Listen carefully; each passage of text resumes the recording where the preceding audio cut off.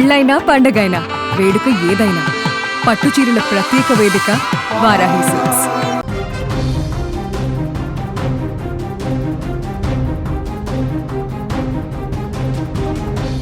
ఉత్తరప్రదేశ్లో కురుస్తున్న భారీ వర్షాలు ఇప్పుడు పెను విషాదానికి కారణమైంది. ప్రతాప్గఢ్ జిల్లాలో సుమారు 100 ఏళ్ల నాటి పురాతన భవనం కుప్పకూలిన ఘటనలో ఒకే కుటుంబానికి చెందిన 6గురు మృతి చెందారు. మృతుల్లో 4 నెలల పసికందు కూడా ఉండటం అందరినీ కలిచివేస్తుంది. ఈ ఘటన గురువారం తెల్లవారుజామున 3 గంటల ప్రాంతంలో జరిగింది. ఉత్తరప్రదేశ్లోని ప్రతాప్గఢ్ జిల్లాలో ఈ విషాదం చోటు చేసుకుంది. జిల్లాలోని మహోలీ వార్డులో ఒక కుటుంబం 100 ఏళ్ల నాటి పురాతన భవనంలో నివసిస్తోంది. గత కొన్ని రోజులుగా యూపీలో కుండపోత వర్షాలు కురుస్తున్నాయి. గురువారం తెల్లవారుజామున సుమారు 3 గంటల ప్రాంతంలో అందరూ గాఢ నిద్రలో ఉన్న సమయంలో ఆ భారీ వర్షాల దాటికి ఆ పురాతన భవనం ఒక్కసారిగా కుప్పకూలింది. ఊహించని ఈ ప్రమాదంతో ఆ ఇంట్లో ఉన్నవారంతా గోడలు పైకప్పు శిథిలాల కింద చిక్కుకుపోయారు. ఈ దుర్ఘటనలో ఒకే కుటుంబానికి చెందిన 6గురు ప్రాణాలు కోల్పోవడం అత్యంత హృదయ విదారకరంగా మారింది. మృతుల్లో ఇంటి యజమాని ప్రమోద్ శ్రీవాస్తవ, ఆయన భార్య రీటా, కుమారుడు నితిన్, కోడలు మాధురి ఉన్నారు. వీరే కాకుండా వారి పసిబిడ్డలు 2 ఏళ్ల మాధవ్ మరియు కనీసం లోకం కూడా సరిగ్గా చూడనటువంటి కేవలం 4 నెలల చిన్నారి ఆద్విక్ కూడా ఆ శిథిలాల కింద ప్రాణాలు కోల్పోయారు. ఇంట్లో ఉన్న మరో యువకుడు తీవ్ర గాయాలతో బయటపడగా అతన్ని వెంటనే స్థానిక ఆసుపత్రికి తరలించారు. కేవలం క్షణాల వ్యవధిలో ఒకే కుటుంబం పూర్తిగా తుడిచిపెట్టుకుపోవడంతో ఆ ప్రాంతంలో ఇప్పుడు తీవ్ర విషాద ఛాయలు అలుముకున్నాయి. ఈ ఘటనపైన ఉత్తరప్రదేశ్ ముఖ్యమంత్రి యోగి ఆదిత్యనాథ్ తీవ్ర దిగ్భ్రాంతి వ్యక్తం చేశారు. మృతుల కుటుంబాలకు ప్రగాఢ సానుభూతి తెలిపారు. వెంటనే ఘటనా స్థలానికి చేరుకొని సహాయక చర్యలను వేగవంతం చేయాలని, క్షతగాత్రులకు మెరుగైన వైద్యం అందించాలని అధికారులను ఆదేశించారు.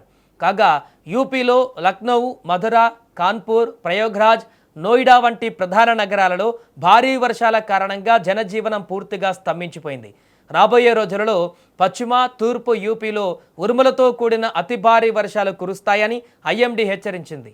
మరోపక్క భారీ వర్షాల నేపథ్యంలో పురాతన భవనాలు, శిథిలావస్థకు చేరిన ఇళ్ల విషయంలో ప్రజలు ఎంత అప్రమత్తంగా ఉండాలంటూ అధికారులు హెచ్చరిస్తున్నారు. ఏదేమైనా ప్రస్తుతం అక్కడ జరిగినటువంటి దుర్ఘటన అందరినీ కలిచివేస్తుంది.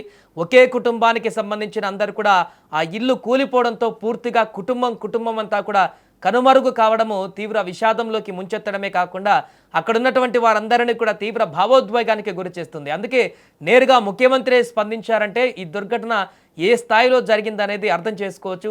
ప్రస్తుతానికి ఇలాంటి భవనాలు ఇంకా ఎక్కడ ఉన్నాయి? ఇప్పుడు వర్షాలు పడుతున్నటువంటి సందర్భంలో ఇలాంటి పురాతన భవనాలు కానీ, కాలం చెల్లినటువంటి భవనాలపైన కానీ ఇప్పుడు అధికారులు పూర్తిగా డ్రైవ్ చేపట్టేటువంటి పరిస్థితి కూడా ఏర్పడినట్టుగా కనపడుతుంది.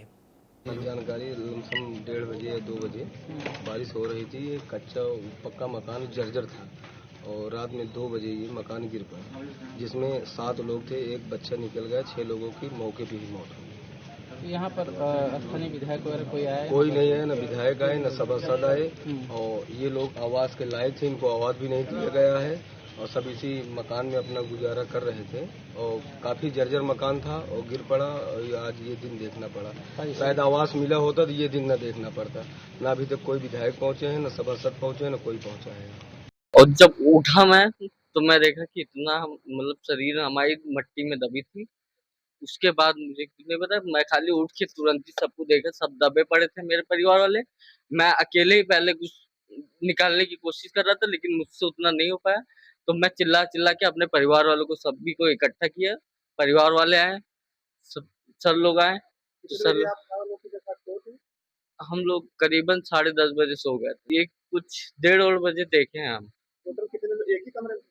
एक ही कमरे में 7 लोग, 5 हाँ, हम थे, हमारी वाइफ थी, हमारे 2 पुत्र थे छोटे छोटे और हमारे मम्मी पापा, छोटा भाई एक।